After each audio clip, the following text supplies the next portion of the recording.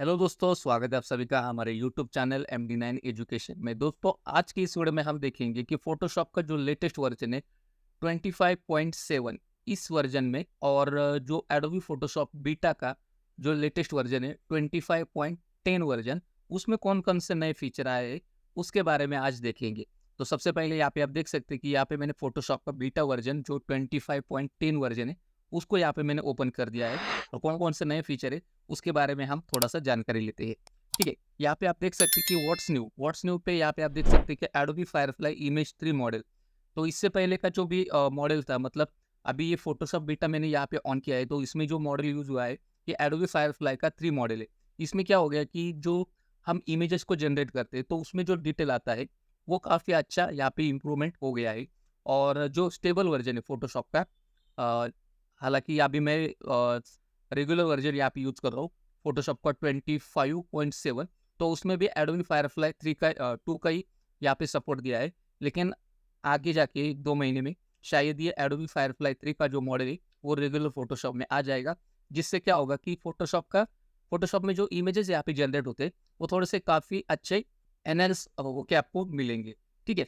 और साथ ही साथ यहाँ पे आप देख सकते हैं कि जनरेट इमेज, तो यहाँ पे जनरेट जो इमेजेस हो रही है वो एडोबी फायरफ्लाई 3 के इंजन से या फिर जो मॉडल है उसके हिसाब से हो रही है। ठीक है?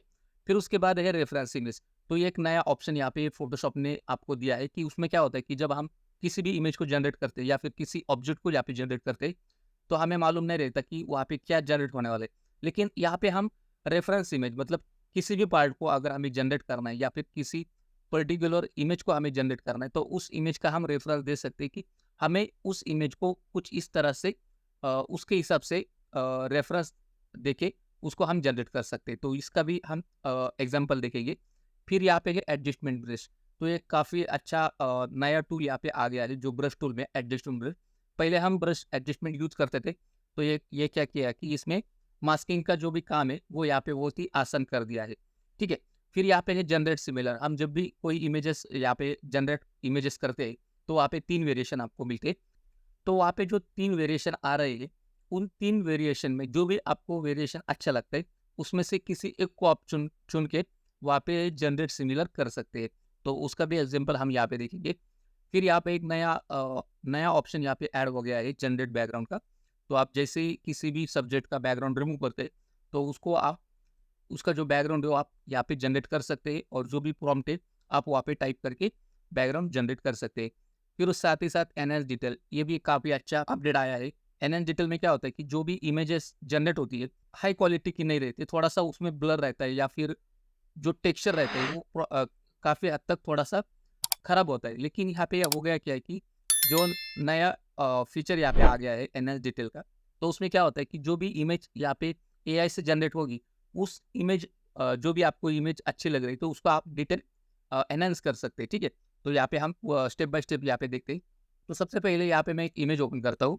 तो दोस्तों, यहाँ पे मैंने 3 इमेजेस ओपन किए हैं, और तीनों इमेजेस में आपको कंट्रोल बटन और टैब बटन अगर मैं प्रेस करता हूँ, कंट्रोल और टैब, तो इसकी मदद से आप इमेजेस को वन बाय वन यहाँ पे स्वैप कर सकते हैं। ठीक है?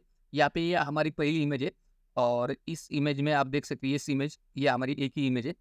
और आपको यहाँ पे टूल बार दिखाई दे रहा है। इस टूल बार के नीचे आपको एक नया ऑप्शन यहाँ पे आपको दिखाई देगा। जैसे मैं यहाँ पे क्लिक करूँगा तो एक नया पैनल यहाँ पे आपको ओपन हो जाएगा, और यहाँ पे लिखा है जनरेट इमेज। मतलब यहाँ पे करना क्या है कि जो एडोबी फायरफ्लाई जो 2 वर्जन था जिसको हमने वेबसाइट पे जाके, मतलब ब्राउज़र में जाके एडोबी फायरफ्लाई को हम यूज़ करते करते थे, उसी जो उसी उसी मॉडल को यहाँ पे फ़ोटोशॉप में ऐड कर दिया है। यहाँ पे हम जनरेट इमेज कर सकते हैं। यहाँ पे ढेर सारे इमेजेस ऑलरेडी जनरेट किए हैं। इसमें से कोई भी एक प्रॉम्प्ट आप यूज़ कर सकते हैं। ठीक है? जैसे कि अभी यहाँ पे इस इमेज को मैं क्लिक करता हूँ, तो इसका जो प्रॉम्प्ट है आप देख सकते हैं, woman modelling earning over in fashion concept. तो ठीक है?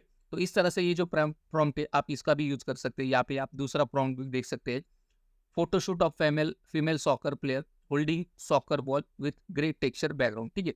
तो इस प्रॉम्प्ट का भी आप यूज़ कर सकते हैं। जैसे कि यहाँ पे मैं क्या करता हूँ, थोड़ा सा चेंज कर देता हूँ। यहाँ पे फोटोशूट ऑफ मेल कर देता हूँ यहाँ पे, male soccer playing player holding a soccer ball with grey texture background. ठीक है? यहाँ पे इस तरह से प्रॉम्प्ट हमने यहाँ पे लिख दिया है। यहाँ पे आपको आर्ट फॉर्म में चाहिए या फोटो रियलिस्टिक में चाहिए, ये आपको यहाँ पे तय करना है। तो यहाँ पे मैं फोटो रियलिस्टिक रखता हूँ। अगर मुझे कोई रेफरेंस इमेज देना है तो आप यहाँ से देख सकते हैं, और यहाँ पे आपको इफेक्ट्स कौन सा चाहिए, ये इफेक्ट्स भी आप यहाँ पे देख सकते हैं। ठीक है, तो यहाँ पे मैं पॉपुलर में जाता हूँ। पॉपुलर में यहाँ पे हाइपर रियलिस्टिक का एक ऑप्शन है, इसको मैं ऑन करूँगा और यहाँ पे जनरेट कर दूंगा। ठीक है, थोड़ा सा हमें यहाँ पे रुकना पड़ेगा। अभी यहाँ पे क्या हुआ कि जो हमने इमेज ओपन की थी यहाँ पे इस मॉडल की, तो इसके ऊपर ये इमेज को जनरेट करेगा। तो यहाँ पे हमें ब्लैंक लेयर लेनी चाहिए थी, लेकिन ठीक है, हम इसको वापस से अंडू कर सकते हैं। तो आप देख सकते हैं कि ये फायरफ्लाई 3 का मॉडल यूज करके इस इमेज को यहाँ पे जनरेट किया है। काफ़ी अच्छी यहाँ पे इम्प्रूवमेंट हो गई है। ठीक है, यहाँ पे ये दूसरी इमेज और यहाँ पे ये तीसरी इमेज। ठीक है, तो इस तरह से आप टेक्स्ट टू इमेज का ऑप्शन का यूज करके आप इमेजेस को जनरेट कर सकते हैं।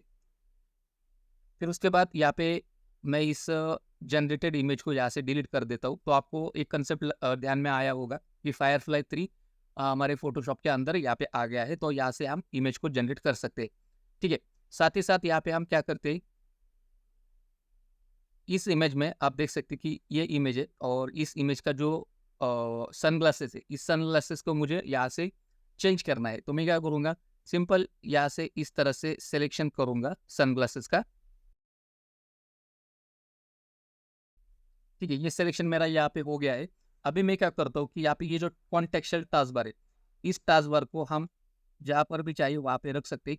यहाँ पे मैं जैसे जनरेट फील्ड पे क्लिक करूँगा एक बार, तो यहाँ पे आपको प्रॉम्प्ट पूछेगा, लेकिन प्रॉम्प्ट के आगे आपको एक ऑप्शन मिलेगा, एक जो नया ऑप्शन आया है, रेफरेंस इमेज। तो अगर मेरे पास कोई रेफरेंस इमेज है, मतलब यहाँ पे मुझे सनग्लासेस चेंज करने हैं, तो क्या मेरे पास सनग्लासेस का इमेजेस है, तो आपको यहाँ पे उसको रेफरेंस देना पड़ेगा। तो यहाँ पे मैं क्या करता हूँ, मेरे पास ऑलरेडी सनग्लासेस के इमेजेस मैंने डाउनलोड किए है, उसी का रेफरेंस मैं यहाँ पे देता हूँ। तो यहाँ पे मैं रेफरेंस इमेज पे क्लिक करता हूँ। यहाँ पे आपको इमेज को पूछेगा कि आपकी इमेज कहाँ पे है। मैं यहाँ पे चूज इमेज, और जो भी सनग्लास आप यहाँ पे ऐड करना चाहते हैं उसको आपको यहाँ पे सेलेक्ट करना है और यहाँ से ओपन करना है। तो आप जैसे उसे ओपन करेंगे तो यहाँ पे एक ब्लू कलर का टिक मार्क आ जाएगा, इसका मतलब वहाँ पे इमेज अपलोड हो गई है। आपको सिंपल यहाँ पे कुछ भी प्रॉम्प्ट लिखना नहीं है, सिंपल यहाँ पे जनरेट करना है और कुछ देर आपको रुकना है। तो यहाँ पे आप देख सकते हैं कि रेफरेंस इमेज की मदद से यहाँ पे हमने जो उसको सनग्लासेस दिए थे, उस सनग्लासेस का as a reference image use करके उसने काफ़ी हद तक यहाँ पे सिमिलर रिजल्ट हमें यहाँ पे दिया है। हम यहाँ पे ये हमारी पहला जनरेट, ये दूसरी इमेज और ये हमारी तीसरी इमेज। ठीक है, तो जो आपको अच्छा लगेगा वो आप यहाँ पे रख सकते हैं, और यहाँ पे चाहिए तो आप यहाँ पे जनरेट भी कर सकते हैं। ठीक है, यहाँ पे समझो यहाँ पे दूसरी इमेज है मेरे पास, ये इमेज है। मैं यहाँ पे इस इमेज का भी स्पेक्ट यहाँ पे चेंज करना चाहता हूँ, यहाँ से सिंपल इस तरह से सिलेक्शन कर दूंगा।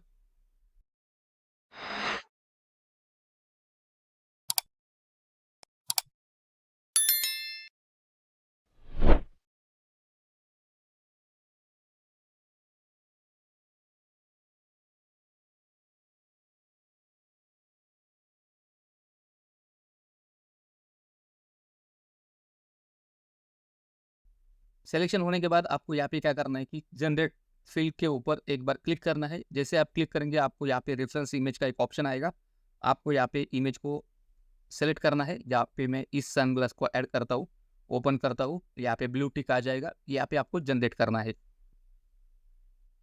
आप देख सकते हैं कि यहाँ पे जो हमने सनग्लासेस उसको दिए थे उसी के हिसाब से यहाँ पे रेफरेंस इमेज लेके इमेज को यहाँ पे जनरेट कर दिया है। यहाँ पे हम नेक्स्ट कर सकते हैं, नेक्स्ट। तो यहाँ पे काफ़ी हद तक अच्छा यहाँ पे रिजल्ट आ गया है। और दूसरा जो अपडेट आया है यहाँ पे जनरेट सिमिलर का, तो जनरेट सिमिलर में आपको करना क्या है कि ये जो 3 वेरिएशन आपको यहाँ पे दिख रहे, तो जो वेरिएशन आपको अच्छा लगेगा उस वेरिएशन के यहाँ पे 3 डॉट पे आपको जाना है, और यहाँ से जनरेट सिमिलर का एक ऑप्शन आपको मिलेगा।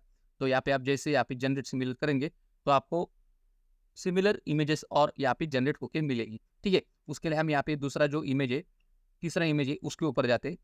यहाँ से मैं इस जैकेट को यहाँ से सिलेक्ट कर देता हूँ। मैं इस कॉन्टेक्सुअल टास्क बार को यहाँ पे ऊपर रख देता हूँ टॉप में, यहाँ से इसको पिन कर देता हूँ। तो यहाँ से मैं इस जैकेट को यहाँ से सिलेक्ट कर देता हूँ। यहाँ पे मैंने सिलेक्शन का टूल ले लिया है, क्विक सिलेक्शन टूल, और इस तरह से मैं क्या करता हूँ, ये पूरा जैकेट यहाँ से सिलेक्ट कर लेता हूँ। तो यहाँ से ये जैकेट यहाँ से सिलेक्ट हो गया है। अभी हम यहाँ पे रेफरेंस इमेज लेके इमेज को जनरेट करेंगे। यहाँ पे मैं जनरेटिव फिल कर देता हूँ, जनरेट फिल, यहाँ पे रेफरेंस इमेज, यहाँ पे चूज इमेज, और ये रेड कलर का जो जैकेट है इसको मैं सिलेक्ट करता हूँ और यहाँ से जनरेट। तो आप देख सकते हैं कि यहाँ पे रेफरेंस इमेज लेके यहाँ पे इमेज को जनरेट कर दिया है फोटोशॉप ने। मैं यहाँ पे नेक्स्ट इमेज लेता हूँ, यहाँ पे और एक नेक्स्ट। तो जो वेरिएशन आपको अच्छा लगेगा, यहाँ पे समझो ये पहला वाला वेरिएशन काफ़ी अच्छा है, ठीक है। तो इस वेरिएशन में मुझे क्या करना है कि इसमें और सिमिलर कौन कौन से इमेजेस आ सकते हैं ये देखता हूँ। यहाँ पे 3 डॉट पे क्लिक करेंगे और यहाँ पे जनरेट सिमिलर, इसके ऊपर हम क्लिक करेंगे तो ये क्या करेगा, इससे रिलेटेड, इस जैकेट से रिलेटेड और 3 वेरिएशन हमें यहाँ पे दे देगा। तो यहाँ पे आप देख सकते हैं ये सिमिलर इमेजेस यहाँ पे जनरेट करके दे दिए ये, ठीक है। समझो अभी ये जो इमेज है थर्ड वाला, और इसको हम जूम करेंगे तो थोड़ा सा आप देख सकते हैं कि इसमें काफ़ी ब्लर यहाँ पे आपको दिखाई दे रहा होगा। तो इसको भी हम यहाँ से एनहांस कर सकते हैं। इसके लिए आपको करना क्या है कि जो इमेज हमने सेलेक्ट की है, मतलब जो इमेज जनरेट हुई है, उस इमेज के ऊपर आपको एक बटन दिखाई देगा यहाँ पे एनहांस डिटेल। जैसे मैं यहाँ पे क्लिक करूँगा तो ये क्या करेगा कि जो इमेज यहाँ पे जनरेट होके आ गई है उस इमेज का डिटेल्स ये बढ़ाएगा, ठीक है। यहाँ पे मैं इस बटन को क्लिक करता हूँ तो यहाँ पे आप देख सकते हैं कि ये जो जैकेट है, ये इसका जो डिटेल है ये और एनहांस हो जाएगा। तो यहाँ पे जो डिटेल है यहाँ पे एनहांस हो गई है। फिर उसके बाद एक दूसरा ऑप्शन आ गया है यहाँ पे टेक्स्ट वाला, जो टेक्स्ट से रिलेटेड है। यहाँ पे मैं ब्लैंक डॉक्यूमेंट लेता हूँ और यहाँ पे कोई एक टेक्स्ट यहाँ पे टाइप कर देता हूँ।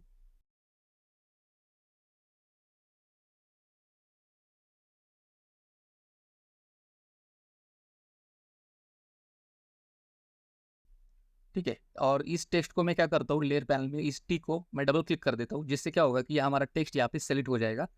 और यहाँ पे देख सकते हैं कि जो टेक्स्ट है ऊपर, टेक्स्ट को मैं जैसे यहाँ पे क्लिक करूंगा आप देख सकते हैं कि यहाँ पे कैटेगरी यहाँ पे बन के आ गई है। कैटेगरी मतलब यहाँ पे क्या कर सकते हैं, यहाँ पे फिल्टर है। जैसे कि यहाँ पे ऑल क्लासेस में आपके जो भी फॉन्ट है, सभी टाइप के फॉन्ट आपको एक ही लाइन में यहाँ पे दिखाई दे रही है, ठीक है। जैसे कि मैं इसको ऊपर लेके आता हूँ। फिर उसके बाद यहाँ पे ये दूसरा जो टाइप है सेरिफ फॉन्ट। अगर आपके पीसी में सेरिफ फॉन्ट का कलेक्शन है तो जैसे आप सेरिफ पे करेंगे तो सारे सेरिफ फॉन्ट आपको यहाँ पे दिखाई दे देंगे।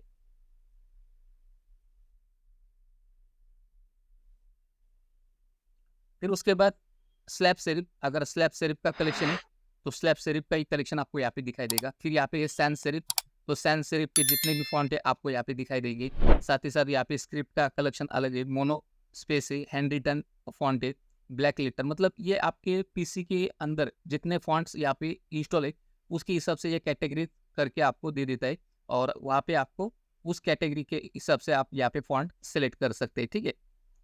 फिर उसके बाद यहाँ पे आप जैसे आगे जाएंगे मोर फॉन्ट, यहाँ पे मोर फॉन्ट में आपको एडोबी की फॉन्ट दिखेंगे जो क्लाउड बेस है। इसमें भी आप कोई भी फॉन्ट यहाँ पे सिलेक्ट कर सकते हैं। जो भी फॉन्ट आपको अच्छा लगेगा उस फॉन्ट को आप यहाँ पे सिलेक्ट कर सकते हैं और वो फॉन्ट वहाँ पे अप्लाई भी हो जाएगा और साथ ही साथ आपके पीसी में डाउनलोड भी हो जाएगा। तो ये एक अच्छा फीचर यहाँ पे एडोबी ने लॉन्च किया है टेक्स्ट से रिलेटेड। फिर उसके साथ यहाँ पे अभी अभी हम थोड़ा सा आगे चलते हैं। टेक्स्ट को मैं यहाँ से और इस रेक्टेंगल को मैं यहाँ पे ग्रुप में डाल देता हूँ और इसका जो ग्रुप है यहाँ पे मैं ऑफ कर देता हूँ। फिर उसके बाद हमारे पास एक जो नया लेटेस्ट टूल आ गया है वो है एडजस्टमेंट ब्रश टूल। इसमें क्या होता है कि जैसे कि मैं इस दोनों इमेजेस को मैं स्टैम्प विजिबल लेयर बना लेता हूँ, ठीक है, और इन दोनों इमेजेस को यहाँ से ऑफ कर देता हूँ। अभी यहाँ पे मेरी ये स्टैम्प विजिबल लेयर बन के आ गई है। तो जैसे मैं यहाँ पे ब्रश टूल पे जाऊँगा, टूल बार में आप देख सकते हैं कि एडजस्टमेंट ब्रश टूल का एक नया ऑप्शन यहाँ पे आ गया है। एडजस्टमेंट ब्रश टूल जैसे हम यहाँ पे लेंगे तो आप देख सकते हैं कि यहाँ पे जो भी एडजस्टमेंट हम पहले करते थे तो सारे एडजस्टमेंट यहाँ पे आप देख सकते हैं, brightness, contrast, level, curves, exposure, vibrance, ये सारे जो एडजस्टमेंट है ये हमको एडजस्टमेंट ब्रश टूल के अंदर यहाँ पे मिल रहे हैं। तो हमें इसे यूज कैसे करना है कि जैसे यहाँ पे मैंने कर्व को ले लिया, आपको सिंपल यहाँ पे इस तरह से ड्रॉ करना है। तो ये क्या करेगी कि ऑटोमेटिकली यहाँ पे लेयर पैनल में आपका कर्व का एक मास्क यहाँ पे बन के दे देगा। तो यहाँ पे मैंने इस इमेज का इस तरह से रफली यहाँ पे कर्व की मदद से यहाँ पे पेंट कर दिया है। लेकिन ये जो एडजस्टमेंट यहाँ पे आप देख सकते हैं कि यहाँ पे कर्व काफ़ी हद तक ऊपर उठा है। इसका मतलब क्या हो गया कि इसमें हाईलाइट यहाँ पे ज़्यादा आ गई है। मैं यहाँ पे क्या करता हूँ, सिंपल इस कर्व को यहाँ पे रिसेट कर देता हूँ। कर्व को रिसेट करने के लिए आपको यहाँ पे रिसेट का एक ऑप्शन है। यहाँ पे मैं जैसे यहाँ पे क्लिक करूँगा, यह हमारा कर्व रिसेट हो गया। लेकिन जो हमारा मास्क है, ये मास्क अभी भी यहाँ पे अवेलेबल है। तो इसकी मदद से हम क्या कर सकते हैं, हम अपने हिसाब से यहाँ पे एडजस्टमेंट को यूज़ कर सकते हैं। ये यहाँ पे इस तरह से, तो ये काफ़ी अच्छा एक टूल यहाँ पे आ गया है। फिर उसके बाद यहाँ पे इसको मैं डिलीट कर देता हूँ। यहाँ पे हम ह्यू सैचुरेशन का ब्रश यूज़ कर सकते हैं। जैसे कि यहाँ पे मैं ब्रश का साइज कम कर देता हूँ और इस तरह से इसको पेंट कर देता हूँ।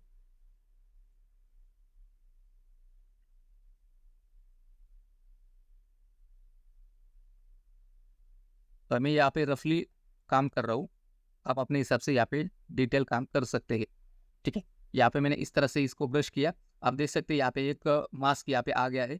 और फिर उसके बाद हमें अपने हिसाब से यहाँ पे अगर काम करना है तो मैं यहाँ पे इस ह्यू सैचुरेशन का जो टैब है यहाँ पे इसको रिसेट कर दूंगा। तो जैसे मैं यहाँ पे रिसेट करूँगा तो मास्क यहाँ पे हमारा अवेलेबल है। तो यहाँ पे इस तरह से हम इसको यूज़ कर सकते हैं। मतलब जो काम हम पहले एडजस्टमेंट लेयर लेते थे, फिर उसके बाद उसको मास्किंग करते थे, अभी वही काम यहाँ पे एक ही क्लिक में आपको सिर्फ वहाँ पे ब्रश को यूज़ करना है और उसके हिसाब से यहाँ पे काम करना है। तो ये काफ़ी अच्छा टूल यहाँ पे, मतलब ये एक नया अपडेट यहाँ पे फोटोशॉप ने लाया है। ठीक है, तो आप इसका भी यूज़ कर सकते हैं। यहाँ पे ढेर सारे ऑप्शन आपको दिखाई देंगे। जैसे कि यहाँ पे आप देख सकते हैं ये जो एडजस्टमेंट है, एडजस्टमेंट ब्रश टूल की जो भी एडजस्टमेंट है आप यहाँ से भी पिक कर सकते हैं। और साथ ही साथ यहाँ पे ये जो कॉन्टेक्सचुअल टास्क है आप यहाँ से भी इसको पिक कर सकते हैं। जैसे कि यहाँ पे colour balance black and white, समझो ये ब्लैक एंड वाइट का एडजस्टमेंट है, मैंने यहाँ पे इस तरह से यहाँ पे पेंट कर दिया तो ये सारा यहाँ पे ब्लैक एंड वाइट हो जाएगा। तो अगर आप काफ़ी स्पीड में अगर फोटोशॉप का काम करना चाहते हैं तो इस एडजस्टमेंट ब्रश का यूज़ कर सकते हैं। ठीक है, तो इस तरह से ये पूरा ब्लैक एंड वाइट हो गया है जो हमने एरिया यहाँ पे सेलेक्ट किया है। या फिर हम यहाँ पे इसको रिसेट करके यहाँ पे हम अपने हिसाब से काम कर सकते हैं। फिर उसके बाद यहाँ पे आप देख सकते हैं कि ये ओवरले का एक बटन है। ओवरले में क्या होता है, जो एरिया हमने यहाँ पे पेंट किया है वो आपको यहाँ पे मैजेंटा कलर से यहाँ पे शो करेगा। ठीक है, तो इसके हिसाब से ये आपको थोड़ा सा मदद भी करेगा, कहाँ पे जगह छूट गई है, कहाँ पे आपको पेंट करना है, इससे आपको यहाँ पे पता चल सकता है। ठीक है, इस ओवरले की मदद से। ठीक है, काम होने के बाद इस ओवरले को हम बंद भी कर सकते हैं। फिर उसके बाद जो भी एडजस्टमेंट है हम यहाँ पे एडजस्ट कर सकते हैं। ठीक है, तो इस तरह से दोस्तों एडोबी ने ये नए फीचर यहाँ पे लॉन्च किए हैं। यहाँ पे कुछ फीचर ऐसे होंगे कि जो रेगुलर फोटोशॉप में 25.7 में भी रहेंगे, लेकिन यहाँ पे मैंने डेमो पर्पज़ के लिए आपको एडोबी फोटोशॉप का बीटा वर्जन है जो 25.10 वर्जन, यहाँ पे आप चाहिए तो देख सकते हैं। यहाँ पे मैं हेल्प में जाऊँगा और अबाउट फोटोशॉप में आप देख सकते हैं ये फोटोशॉप एडोबी फोटोशॉप बीटा का 25.10 रिलीज़ है। ठीक है, तो इस फोटोशॉप के वर्जन में आपको सारे मैंने टूल्स यहाँ पे जो भी अपडेटेड जो ऑप्शन आए हैं वो मैंने यहाँ पे दिखाई है। ठीक है, तो आप अगर आपके पास फोटोशॉप का लेटेस्ट वर्जन है और आप अगर फोटोशॉप को बाय करना चाहते हैं तो एक नया अच्छा ऑफर आया है और उसके लिए मैंने एक नया वीडियो भी बनाया है। आप यहाँ पे इस वीडियो को जाके देख सकते हैं। तो उस वीडियो में मैंने आपको बताया कि उसमें एडोबी ने फोटोग्राफी प्लान है जो 797 का था वो 308 रुपये में उन्होंने लॉन्च किया है। तो आप जल्दी से जल्दी उस ऑफर का लाभ उठाएं। तो मैं आशा करता हूँ कि आपको इस वीडियो में काफ़ी आपको सीखने को मिला होगा। तो अगर आपको इस वीडियो में कुछ भी अच्छा लगा है तो इस वीडियो को ज़रूर लाइक करना, शेयर करना, सब्सक्राइब करना। तो आज की इस वीडियो में बस इतना ही दोस्तों, मिलते हैं अगले वीडियो में।